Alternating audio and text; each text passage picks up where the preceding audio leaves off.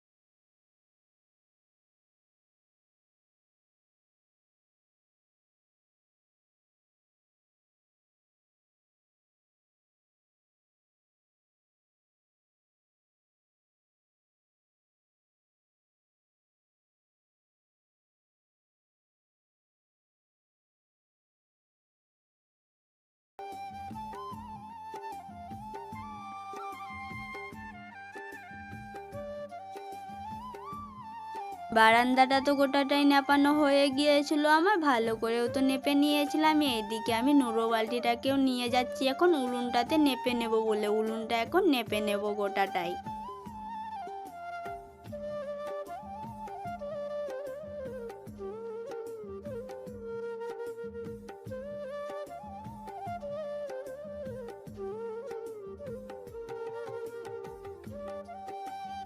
উলুন তো নেপানো অর্ধেক হয়ে গিয়েছিল আর অর্ধেক আছে, নেপে নিচ্ছি এখন। আর একটা বোন কমেন্ট করেছিল আমাকে যে উলুনটার যেই ডিয়ালটা আছে সেই ডিয়ালটা গোটাই মাটি দিয়ে নেপে নিতে, নেপেও তো নিয়েছিলাম আমি।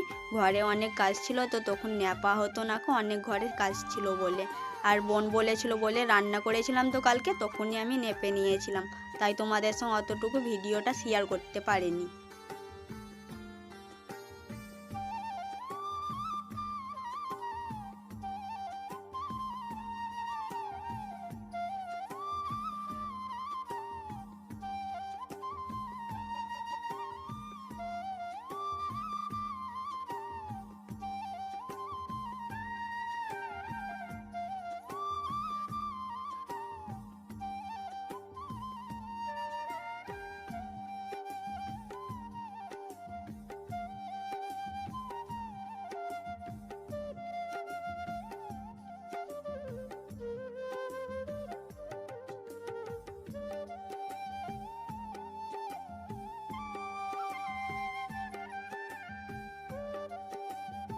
গোটাটাই তো আমার উলুন নেপানো হয়ে গিয়েছিল ভালো করে, এখন এই দিকটাতে নেপে নিচ্ছিলাম। নেপানো তো সব হয়ে গিয়েছিল, যাচ্ছি এখন পুকুর থেকে বালতিটাকে ধুয়ে আনবো বলে। বালতিও তো ধুয়ে নিয়ে ঘরে ধুয়ে দিয়েছিলামই, কাল রাত্রেকার একটু থাল বাসনও তো নিয়ে চলে এসেছিলামই, এখন মেজে ঘষে নেবো থাল বাসনগুলোকে।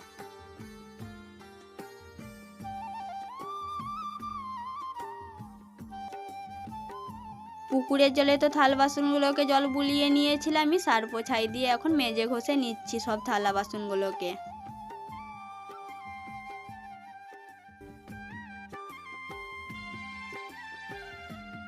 সব থালা বাসন তো সার্ফ ছাই দিয়ে মেজে ঘষে নিয়েছিলামই, এখন পুকুরের জলে ধুয়ে নিচ্ছি সব থালা বাসনগুলোকে। আর পুকুরের জলটা এত ঠান্ডা কি বলবো, হাত একবারে কনকন করছিল আমার। আর কেন বলো তো ঠান্ডা এত, যে পুকুরটাতে ছায়া হয়ে থাকে তো সারা সারা দিন, কোনো সময়তে রৌদ্রই পায় না খো।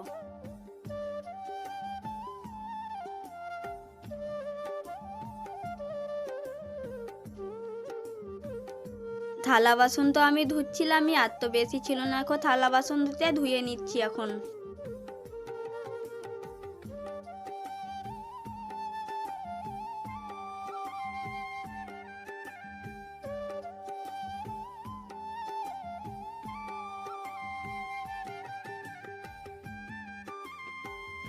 থালা বাসন তো সব গোছ করে নিয়েছিলামই, তো পুকুরের জলেও তো ধুয়ে নিয়েছিলামই। পাথরগুলোকে এখন ভালো করে ধুয়ে নেব, সার্ফ ছাইয়ে তো ময় হয়েছিল পাথরগুলো সবই, তাই ধুয়ে নিচ্ছি এখন। সার্ফ ছাইয়ে তো পাথরগুলো তো ময় হয়েছিল, ধুয়েও তো নিয়েছিলামই। থালা বাসন সব গোছ করে নিয়েছি, যাচ্ছি এখন ঘরে। থালা বাসন তো ঘরে ধুয়ে দিয়েছিলাম, এইদিকে তো হাঁড়ি কড়াইও নিয়ে চলে এসেছিলাম মাটি বুলিয়ে দেবো বলে। সকালেই তো আমি হাঁড়ি কড়াইয়ে মাটি বুলিয়ে দেই, অনেক ঘরে কাজ থাকে বলে, আর তো দেওয়ার টাইম থাকে না বলে সকালেই মাটিটাকে বুলিয়ে দেয় হাঁড়ি কড়াই দুটোতেই।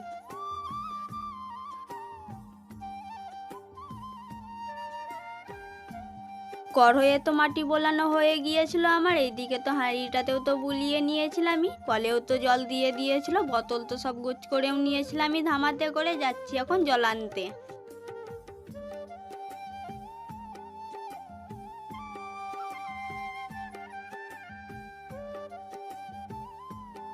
সব বোতল নিয়ে তো চলে এসেছিলামই কলে, এখন ধামা থেকে সব বোতল আজরিয়ে নেবো, তো নিয়ে তখন সব বোতলে জল ভরে নেব ধামাটাকে ভালো করে ধুয়ে।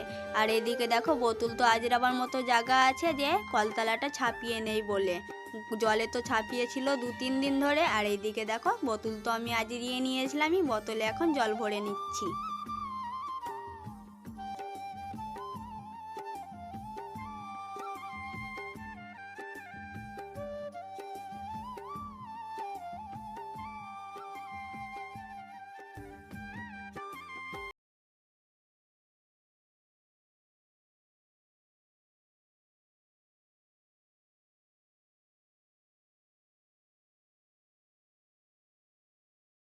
জল ভরা হয়ে গিয়েছিল আমার, আর একটাই তো বোতল ছিল, জল ভরে নিচ্ছি এখন, তাহলে হয়ে যাবে সব বোতলে জল ভরা আমার।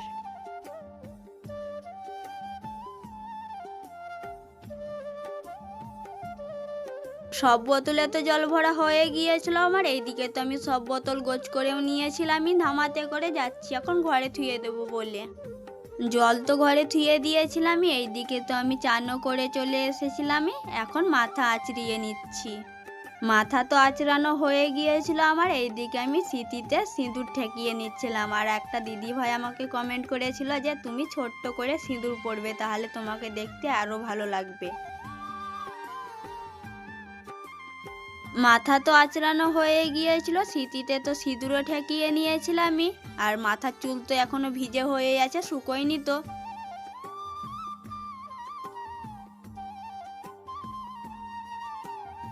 দেখো বন্ধুরা, আমি তো চানটা করে চলে এসেছিলাম, আমি মাথাও তো আঁচড়িয়ে নিয়েছিলাম, আমি দেখো এইদিকে কত চুল ছিঁড়ে গিয়েছে আমার।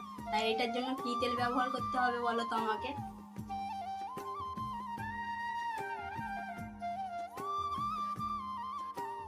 যখনই মাথা আঁচড়াই আমি, তখনই এইরকম ভাবে চুল উঠে, আমার অনেক চুল উঠে। তা দেখো এইরকম ভাবে চুল উঠলে তো আমার মাথাতে আর চুল থাকবে না। তো তোমরা যদি জেনে থাকো কি তেল ব্যবহার করলে চুল আর উঠবে না, তো অবশ্যই কমেন্ট করে জানাইও আমাকে। আগে তো আমার মাথার চুল ছিঁড়তো না বলে তো অনেক চুল ছিল, এখন মানে চুল ছিঁড়ে যাচ্ছে তো বলে অনেক পাতলা হয়ে গিয়েছে, আর মাথার চুলের গোড়াতে গোড়াতে অনেক লাগছে, কি বলবো। যখন উঠছে তো তখন অনেক লাগছে আমার মাথাতে, গোটা মাথাতেই অনেক লাগছে আমার। এইদিকে তো আমি উনুন তো ধরিয়ে দিয়েছিলামই, এখন রান্না করে নিচ্ছি। ভাত হয়েছে নাকি তাই দেখে নিচ্ছিলাম। ভাত তো এখন হয়নি গো, ভাত ফুটবে খানিক তবেই হয়ে যাবে। ভাত তো এখন হয়নি দেখেও নিয়েছিলাম আমি। এইদিকে কড়াইয়ে তো সিদ্ধ করতে দিয়েছিলাম আমি তো লাউ, তাই দেখে নিচ্ছি লাউ সিদ্ধ হয়েছে নাকি।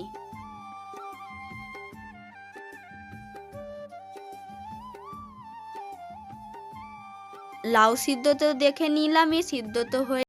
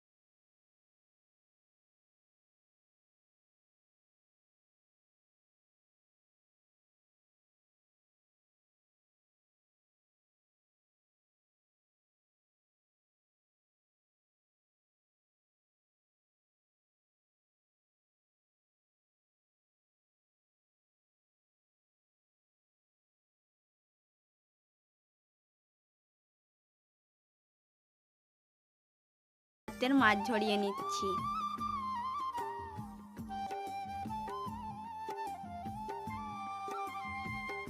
ভাতের পেলে তো আমি বালতিতে করে ঠাকিয়ে দিয়েছিলাম, মাছ ঝরছিল তো এখন। আর এইদিকে তো আমি কড়াইয়ে আলু সিদ্ধ করতে দিয়েছিলাম, আলু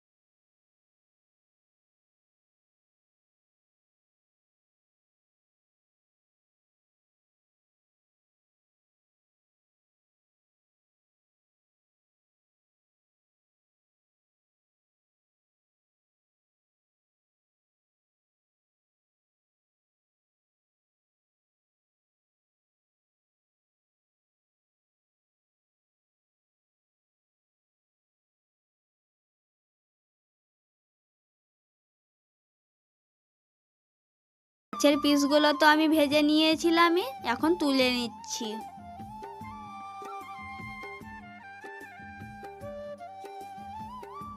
ভাজা মাছগুলোকে তো তুলে নিয়েছিলামই। এইদিকে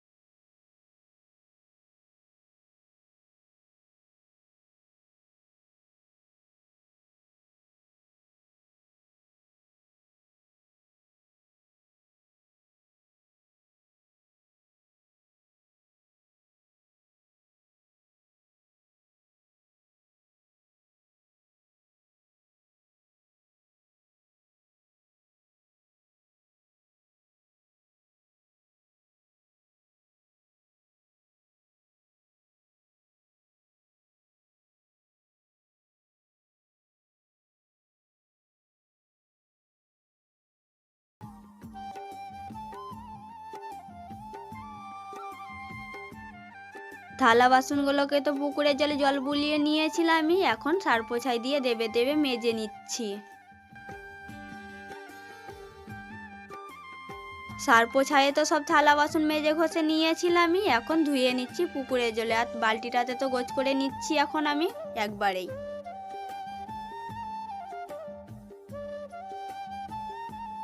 সব থালা বাসন তো ধোয়া হয়ে গিয়েছিল। এইদিকে তো কড়াইটাকেও তুলে নিয়েছিলাম পুকুরের জল থেকে, অনেকটাই তো ছেড়ে গিয়েছিল মাটি ভিজে গিয়ে পুকুরের জলে। এইদিকে মেজে ঘষে নিচ্ছি এখন সার্পোছাই দিয়ে। কড়াই তো আমি ভালো করে মেজে ঘষে নিয়েছিলামই, সার্পোছাই দিয়ে তো উঠেও গিয়েছিল, ধুয়েও তো একবারে বালতিটাতে ধুয়ে দিয়েছিলামই। হাঁড়িটাকেও তুলে নিলাম, দেখতেই পাচ্ছ হাঁড়িরও তো মাটি সব ছেড়ে গিয়েছিল পুকুরের জলে ডুবানো ছিল বলে। হাঁড়ি তো আমি মেজে ঘষে নিয়েছিলামই, এখন পুকুরের জলে ধুয়ে নিচ্ছি, তাহলে হয়ে যাবে সব থালা বাসন ধোয়া। এদিকে তো পাথরগুলো তো অনেক কালি হয়েছিল, তো তাই ধুয়ে নিচ্ছি এখন। ধোয়া তো হয়ে গিয়েছিল, আমি তো এইদিকে হাত ডট দিয়ে নিচ্ছিলাম, হাত দুটোতে কালি লেগেছিল বলে। ভালো করে তো ধুয়ে নিয়েছিলাম হাত দুটোকে। এইদিকে আমি গোছ করেও নিয়েছিলাম আমি থালা বাসন, যাচ্ছি এখন ঘরে ধুয়ে দেবো বলে। সবাই মিলে তো ভাত খেয়ে নিয়েছিলাম আমি। এইদিকে তোমার সেজে গুজেও বেরিয়ে পড়েছে ননদদের বাড়ি। ননদের জন্য তো মার অনেক মন খারাপ করছিল, তো তাই মা দুদিন বেড়াতে যাচ্ছে ননদের বাড়ি।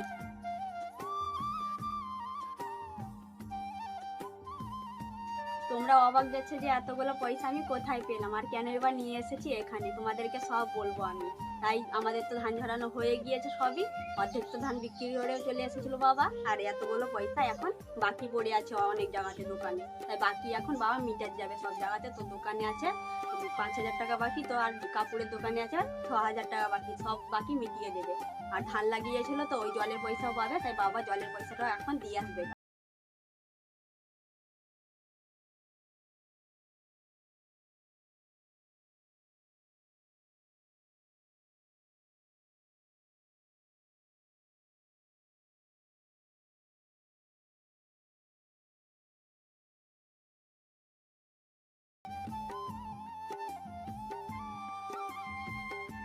বাবা তো জলের পয়সা দিতে গেল। আজকের ব্লগ ভিডিও এতটুকু, আর বাড়াবো না, অনেক বড় হয়ে গিয়েছে। যে যেখান থেকে দেখছো ভালো থেকো, সুস্থ থেকো।